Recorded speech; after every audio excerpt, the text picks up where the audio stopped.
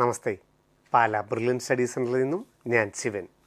CUET common university entrance exam 48ഓളം central യൂണിവേഴ്സിറ്റികളുടെയും ഏതാണ്ട് അത്ര തന്നെ സ്വകാര്യ ഡീംഡ് സർവകലാശാലകളുടെയും ഒക്കെ ഈ വർഷത്തെ 2023-24 അധ്യയന വർഷത്തിലെ ഡിഗ്രി പ്രവേശനം ഏറ്റവും അധികം പ്രൊഫഷണലായിട്ട് നമുക്ക് ലാംഗ്വേജിലാണെങ്കിലും ഫോറിൻ ലാംഗ്വേജിലാണെങ്കിലും ഡൊമൈൻ സബ്ജക്റ്റുകളിലാണെങ്കിലും ഡിഗ്രി പ്രവേശനം സാധ്യമാകുന്ന ഏതാണ്ട് 2 ലക്ഷത്തിൽ പരം സീറ്റുകൾ അവൈലബിൾ ആയിട്ടുള്ള CUET common university entrance exam നാളെ മുതൽ മെയ് 21 മുതൽ ജൂൺ 6-ാം തീയതി വരെ ഓൺലൈനായിട്ട് വിവിധ സെൻറ്ററുകളിൽ നടക്കുകയാണ്.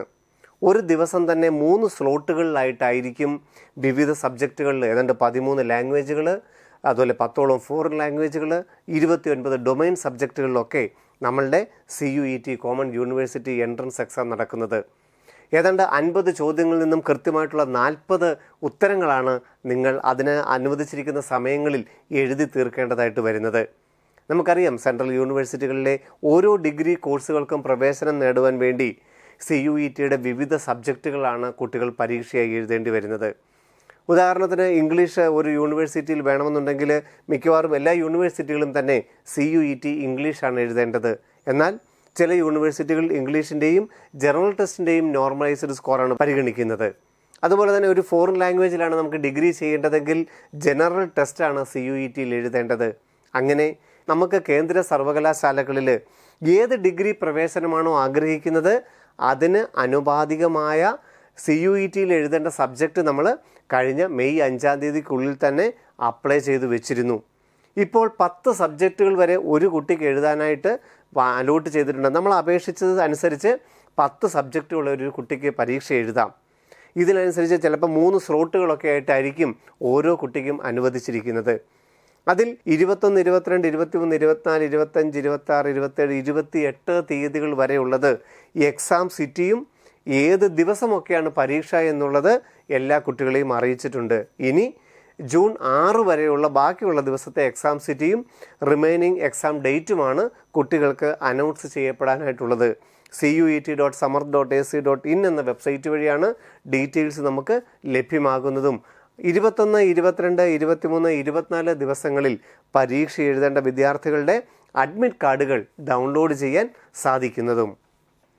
ഒരിക്കൽ കൂടി ഓർമ്മിപ്പിക്കുകയാണ്, ഈ കേന്ദ്ര സർവകലാശാലയിൽ നിങ്ങൾക്ക് ഏത് ഡിഗ്രി പ്രോഗ്രാമിന് പ്രവേശനം വേണമെങ്കിലും അതിന് ആനുപാതികമായിട്ടുള്ള പ്രവേശന പരീക്ഷയാണ് CUETയിൽ എഴുതേണ്ടത്.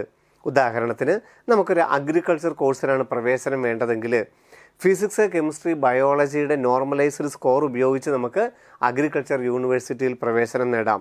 അതുപോലെ തന്നെ ഫിസിക്സ്, കെമിസ്ട്രി, മാത്തമാറ്റിക്സിൻ്റെ മാർക്ക് അനുസരിച്ചും അതേ അഗ്രികൾച്ചറിന് നമുക്ക് പ്രവേശനം നേടാം.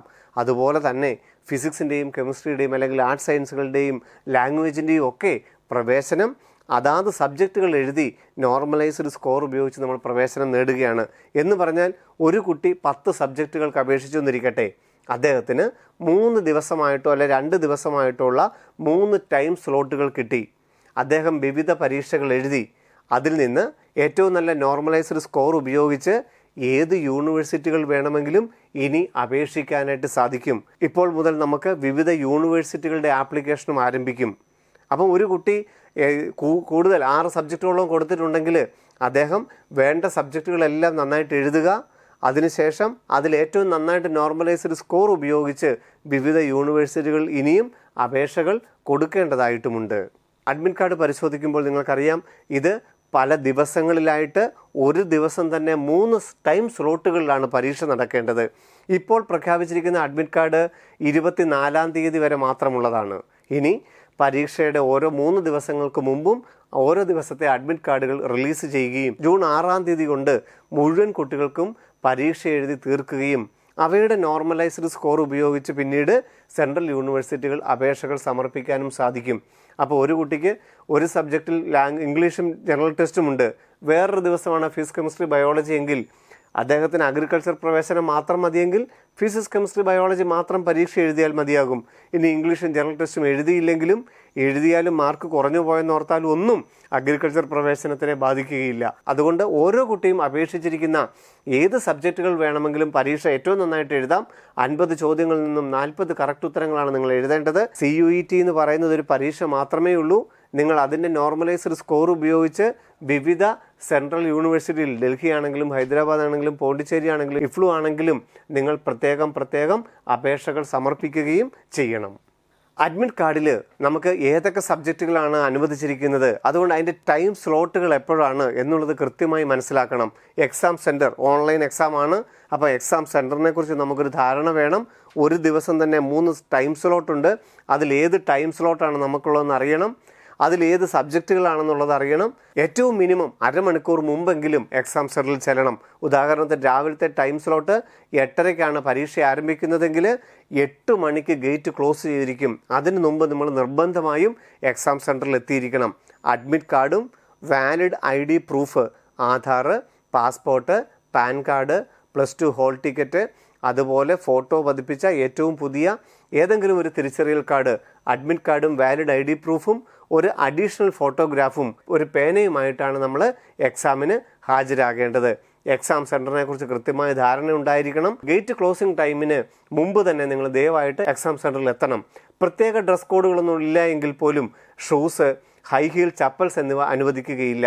കഴിവതും ആഭരണങ്ങൾ ഒഴിവാക്കുക. യാതൊരുവിധ ആഭരണങ്ങളും മെറ്റൽ പാർട്സുകളും ധരിക്കാതെ, വലിയ ബട്ടൺസ് ഉള്ള വസ്ത്രങ്ങൾ ധരിക്കാതെ, ഷൂ പോലെ കാല് മൂടിക്കിടക്കുന്ന ചെരുപ്പുകളോ ഹൈ ഹീൽ ചെരുപ്പുകളോ ഉപയോഗിക്കാതെ നോർമൽ ചപ്പൽ ഉപയോഗിച്ച് electronic items, watch, mobile phone അങ്ങനെയുള്ള ഇലക്ട്രോണിക് ഐറ്റംസ് എല്ലാം ഉപേക്ഷിച്ച് നോർമൽ ഒരു ഡ്രസ്സിൽ നിങ്ങൾക്ക് പരീക്ഷയ്ക്ക് ഹാജരാകാവുന്നതാണ്.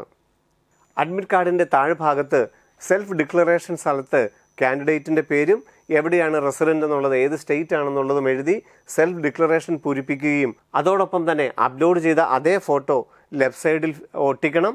ലെഫ്റ്റ് തമ്പ് ഇംപ്രഷൻ കാൻഡിഡേറ്റിൻ്റെ എക്സാം സെൻറ്ററിൽ എത്തുന്നതിന് മുമ്പ് തന്നെ ഉണ്ടായിരിക്കണം. കാൻഡിഡേറ്റ് സിഗ്നേച്ചർ ഇൻവിജിലേറ്ററിൻ്റെ മുമ്പിൽ ചെന്ന് നിന്നിട്ടാണ് കാൻഡിഡേറ്റ് സൈൻ ചെയ്യേണ്ടത്. അപ്പോൾ ഏറ്റവും പ്രധാനപ്പെട്ടത് അഡ്മിറ്റ് കാർഡ് ഡിക്ലറേഷൻ ഫില്ല് ചെയ്യുന്നു, ഫോട്ടോ ഒട്ടിക്കുന്നു, ലെഫ്റ്റ് തമ്പ് ഇംപ്രഷൻ വെക്കുന്നു. ഇത് രണ്ടും എക്സാം സെൻറ്ററിൽ ചെല്ലുന്നതിന് മുമ്പ് തന്നെ ചെല്ലുന്നു. സീൽ പാഡ് ഉപയോഗിച്ച് ലെഫ്റ്റ് തമ്പ് ഇംപ്രഷൻ എടുക്കുന്നു. എക്സാം സെൻറ്ററിൽ ചെന്ന് കഴിഞ്ഞിട്ട് കാൻഡിഡേറ്റ് സൈൻ ചെയ്യുകയും ചെയ്യണം. എക്സാം സെൻറ്ററിൽ നമുക്ക് അഡ്മിറ്റ് കാർഡിൻ്റെ കൂടെ കൊണ്ടുപോകാൻ സാധിക്കുന്ന ഡ്യൂലി ഫില്ലായിട്ടുള്ള ഒരു A4 സൈസ് പ്രിൻ്റ് ഔട്ടിൽ നമുക്ക് colour or black and white ഏത് പ്രിൻ്റ് ഔട്ട് വേണമെങ്കിലും അഡ്മിറ്റ് കാർഡ് ആവാം. അതിൻ്റെ കൂട്ടത്തിൽ ഒരു ട്രാൻസ്പെറൻറ്റ് വാട്ടർ ബോട്ടിൽ, അതുപോലെ തന്നെ ഒരു ബോൾ പോയിൻ്റ് പേന, നിർബന്ധമായിട്ടൊരു ബോൾ പോയിൻ്റ് പേന ഉണ്ടായിരിക്കണം. അടുത്തിരിക്കുന്ന കുട്ടികളുടെ നിന്ന് മേടിക്കാൻ ഒരു കാരണവശാലും സമ്മതിക്കുകയില്ല. റഫ് വർക്ക് ചെയ്യാനായിട്ടും അറ്റൻഡൻസ് പൂരിപ്പിക്കാനുമായിട്ടാണ്. അതുപോലെ തന്നെ admit card along with self declaration, photo ഒട്ടിച്ച് ലെഫ്റ്റ് തമ്പ് ഇംപ്രഷൻ ഇട്ട് ഉള്ള ഒരു അഡ്മിറ്റ് കാർഡ്. പിന്നെ അഡീഷണൽ ആയിട്ടൊരു ഫോട്ടോഗ്രാഫ് നിങ്ങൾ മറന്നു പോകരുത്. അവിടെ ചെന്നിട്ട് അറ്റൻഡ് ഷീറ്റിൽ ഒട്ടിക്കാനായിട്ട് അഡീഷണൽ ആയിട്ടൊരു ഫോട്ടോഗ്രാഫ് ഉണ്ടായിരിക്കണം. വാലിഡ് ID പ്രൂഫ് ഉണ്ടായിരിക്കണം. അപ്പോൾ admit card, valid ID proof, additional ആയിട്ട് ഒരു ഫോട്ടോയും കൂടെ, പേന, ഇത്രയുമാണ് നിർബന്ധമായിട്ട് നിങ്ങൾക്ക് പരീക്ഷാ ഹാളിൽ കൊണ്ടുപോകേണ്ടതായിട്ടുള്ളത്. റഫ് വർക്ക് ചെയ്യാൻ ആവശ്യമായ പേപ്പർ ഏതാണ്ട് 6ഓളം ഷീറ്റുകൾ ഓരോ എക്സാമിനും എക്സാം സെൻറ്ററിൽ നിന്ന് നമുക്ക് തരും. നമ്മുടെ റോൾ നമ്പർ അതിനകത്ത് എഴുതി സൂക്ഷിക്കാം. റഫ് വർക്ക് ചെയ്ത് കഴിഞ്ഞിട്ട് അത് അവിടെ തന്നെ നമുക്ക് നിശ്ചിത ബോക്സിൽ ഇട്ടിട്ടാണ് നമ്മൾ എക്സാം ഹാളിന് വെളിയിലേക്ക് വരുന്നത്. ഇത് ഓൺലൈൻ എക്സാമാണ്.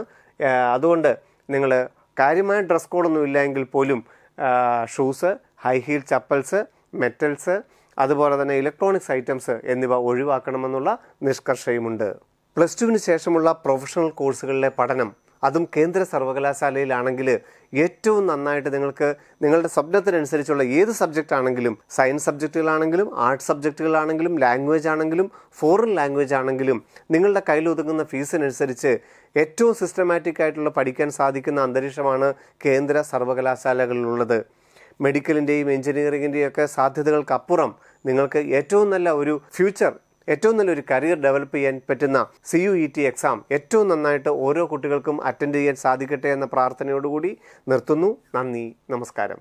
എൻട്രൻസ് സംബന്ധമായ വാർത്തകളും അപ്ഡേഷനുകളും ഏറ്റവും വേഗം ആധികാരികമായി അറിയാൻ ബ്രില്യൻറ്റ് സ്റ്റഡി സെന്റർ പാല യൂട്യൂബ് ചാനൽ സബ്സ്ക്രൈബ് ചെയ്യുക. ബെൽ ഐക്കൺ അമർത്തുക. ഈ വീഡിയോ മറ്റ് സുഹൃത്തുക്കളിലേക്കും ഷെയർ ചെയ്ത് നൽകുക.